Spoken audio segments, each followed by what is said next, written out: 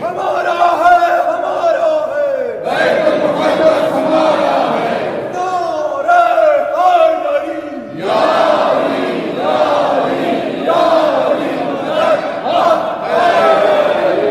एहतजाज का दम है कि वो ताकतें कि जो अपनी सरहदें बढ़ाना चाह रही थी वो इतनी खौफजदा हो गई, इतनी डर गई कि आज अपने उस इसराइली मुल्क के चारों तरफ एक चारदीवारी बनाकर अपने को उसके अंदर कैद कर लिया है।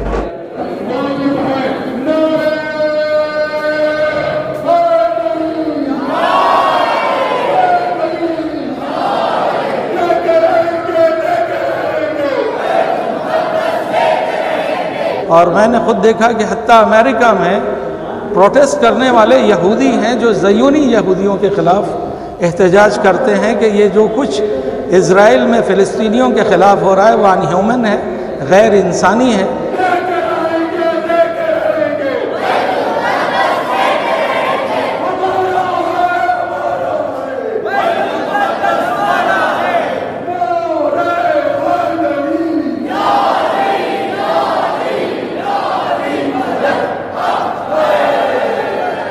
का उठाना हर आदमी का इंसानियत का फरीज़ा है। मुसलमान छोड़ दीजिए, इंसानियत का फरीज़ा है कि जालिम के ख़िलाफ़ आवाज़ उठाएं।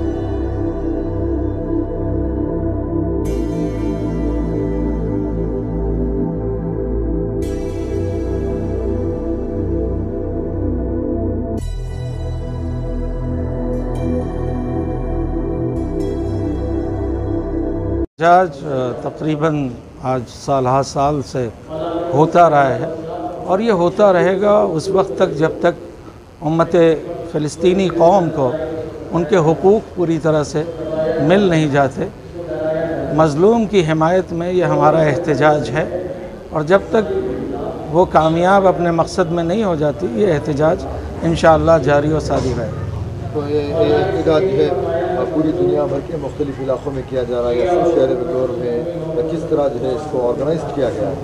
इसमें इसे इनक़लाब इस्लामी ईरान की कामयाबी के बाद इमाम ख़ुमैनी ने माह रमज़ान के आखिरी जुमा को, जिसे जुम्मतुल विदा भी कहा जाता है, इसे मंसूब कर दिया यौम क़ुद्स के नाम से।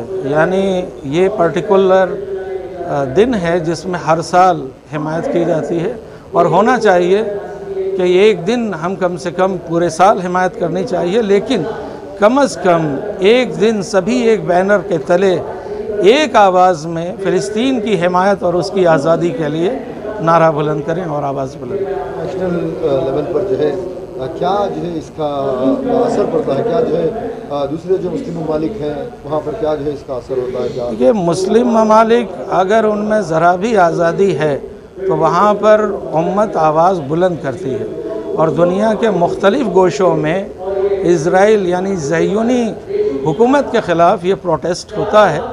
और मैंने ख़ुद देखा कि हत्ता अमेरिका में प्रोटेस्ट करने वाले यहूदी हैं जो ज़यूनी यहूदियों के ख़िलाफ़ एहतजाज करते हैं कि ये जो कुछ इज़राइल में फ़िलिस्तीनियों के ख़िलाफ़ हो रहा है वो अनह्यूमन है, गैर इंसानी है और ये नहीं होना चाहिए। हम आवाज़ बुलंद कर रहे हैं कि हम इस जुल्म के साथ नहीं हैं।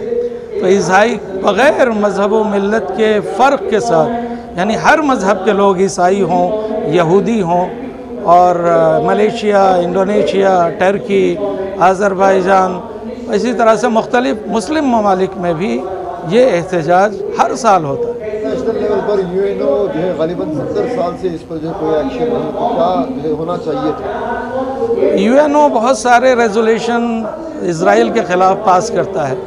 यूएनओ मजबूत लाठी वालों का अड्डा है, जिसकी लाठी मजबूत है उसके ख़िलाफ़ उसकी आवाज़ पर एक्शन होता है, यानी जिसके ख़िलाफ़ मजबूत ममालिक ने आवाज़ उठाई है उस पर एक्शन हो जाता है। इराक़ में एक्शन हो जाता है, सीरिया पर हो जाता है। इज़राइल के ख़िलाफ़ रेजोल्यूशन होता है जो टेबल पे रखे हुए पेपर तक होता है और उसका कोई असर नहीं उसके ऊपर पड़ता है। रहमान रहीम, आप देखिए बैतुल मुक़द्दस जो है क़िबला अव्वल है। जितने भी मुसलमान दुनिया में हैं उनका क़िबला अव्वल है, उसकी हिफाजत करना हर मुसलमान के ऊपर वाजिब है। ये जो जुल्म इसराइल और अमेरिका वाले जो मुसलमानों के, फ़िलिस्तीन के मुसलमानों को कर रहे हैं, सिर्फ मुसलमानों को ही नहीं है। अभी रिसेंटली 8 दिन पहले आपने देखे मस्जिद के अंदर जो नमाजी नमाज़ पढ़ रहे थे उनके ऊपर धड़ाधड़ फायरिंग की, मार तोड़ किया। सारी दुनिया खामोश है, कोई बड़ा बड़का मीडिया वाले उसको एक्सप्रेस नहीं करें, सिर्फ हम लोग सोशल मीडिया में देखते आ रहे हैं। तो मज़लूम की उनके हिफाजत के लिए मज़लूमों के हक़ इसमें जो है आवाज़ का उठाना हर आदमी का इंसानियत का फ़रीज़ा है। मुसलमान छोड़ दीजिए, इंसानियत का फ़रीज़ा है कि ज़ालिम के ख़िलाफ़ आवाज़ उठाएँ, मज़लूम का सपोर्ट करें। ये जो है हमारा ये है। इमाम ख़ुमैनी रहमतुल्लाह अलैह उन्होंने जो है ये जुम्मतुल विदा का जो वक्त रखा है, साल में हर साल जो आखिरी जुम्मा होता है उसको सारी दुनिया के मुसलमान रमज़ान मुबारक में आखिरी जुम्मा जो होता है जुम्मतुल विदा में सारी दुनिया में प्रोसेशन निकाला जाता है बैतुल मुक़द्दस के हक़ में।